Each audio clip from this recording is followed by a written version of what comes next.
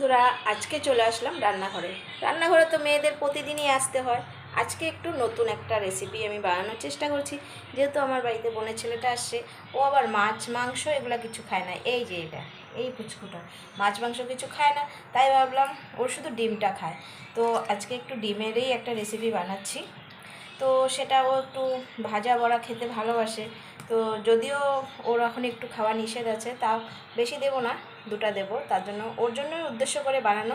তো চলো আজকে কি বানাচ্ছি তোমাদের সাথে একটু শেয়ার করি। আর ওহো, আমার ইন্ট্রোটা দিতে তো ভুলেই গেলাম। আমি হলাম সুনিতা, ফ্রম ওয়েস্ট বেঙ্গল, শিলিগুড়ি থেকে বিলং করছি। আর যাদের আমার ভিডিও ভালো লাগে তাহলে প্লিজ একটু পাশে থেকো। ভালোবাসা দিয়ে পাশে থাকলেই যথেষ্ট। ফেসবুক মানে নিঃস্বার্থ ভালোবাসা। তাই চলো আজকে তোমাদের সাথে একটু সবসময় ইনফরমেটিভও ভালো লাগে না, কখনো কখনো একটু অন্যরকম ভিডিও দিতে হয়, তাই না? হ্যাঁ, আজকে ওর জন্যই উদ্দেশ্য করে আজকে এই মানে বড়াটা বানাবো। তো চলো একটু তোমাদের সাথে একটু শেয়ার করি। কার কার ভালো লাগে একটু কমেন্টে বলবে। অবশ্যই অনেকে খেয়েছো এই বড়াটা, এমন একদম নতুন কিছু না। তো চলো, এখানে আমি নিয়েছি পেঁয়াজ কুচি, লঙ্কা কুচি, আর একটা ডিমকে সেদ্ধ করে কুচি কুচি করে কেটে নিয়েছি। আর এখানে আছে, এটা বানাতে কি কি লাগবে সেটা হলো, ফার্স্ট তো বেসন, বড়া মানে বেসন লাগবেই। এখানে আছে নুন, আর এটা হয়তো তোমরা বলতে পারো এটা পিঙ্ক কালার কেন, কারণ কি আমাকে ডক্টর পিঙ্ক নুন খেতে বলে, পিঙ্ক সল্টটা খেতে বলেছে, তাই আমার নুনটাও গোলাপি গোলাপি। এখানে সামান্য একটু গরম মশলা, যেহেতু ডিমের কুসুমটা দেওয়া আছে, একটু অনেকটা ডিমের কুসুম কুসুম গন্ধ আসতে পারে, তাই একটু সামান্য গরম মশলা নিয়ে নিয়েছি। এখানে রয়েছে জিরার গুঁড়ো, এখানে একটু কালো জিরা, এখানে একটু লঙ্কার গুঁড়ো, এখানে হলুদ, আর এটা হলো ধনিয়ার গুঁড়ো। তো সব কিছু আমি এটার মধ্যে মিক্সড করব। তো চলো বন্ধুরা,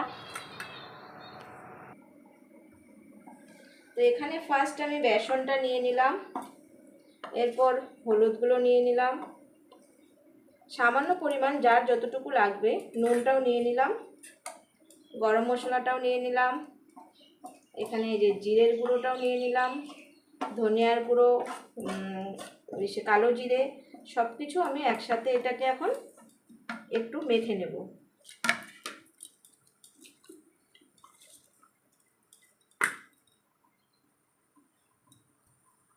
তো এটাকে একটু মানে মেখে নেব যাতে বড়া বানানো যায়। তো হালকা একটু জল লাগবে, আর চামচ দিয়ে এটা একটু ভালো হবে না মাখাটা, তাই আমাকে একটু হাত লাগাতেই হবে। ভাবছি হাত লাগাবো না, কিন্তু হাত লাগাতেই হবে।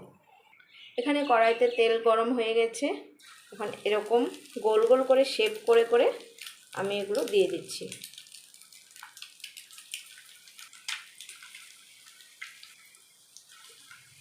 তো এখানে সব বড়াগুলো আমি দিয়ে দিয়েছি। তো স্টিমটা একটু কম করে রেখেছি, যেন খুব আস্তে আস্তে জিনিসটা হয়, সুন্দর হয়। দেখো বন্ধুরা, ওর খাওয়া দেখো।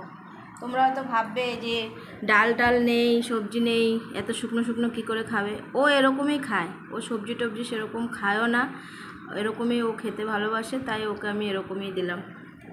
ডিমটাও আমি সেদ্ধ করে ভেজে দিলাম, আর এই যে বড়া আর এই বেগুন ভাজা, এটা দিয়েই খাবে।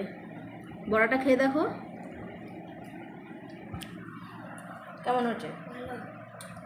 ভালোটা একটু ভালো করে বলো।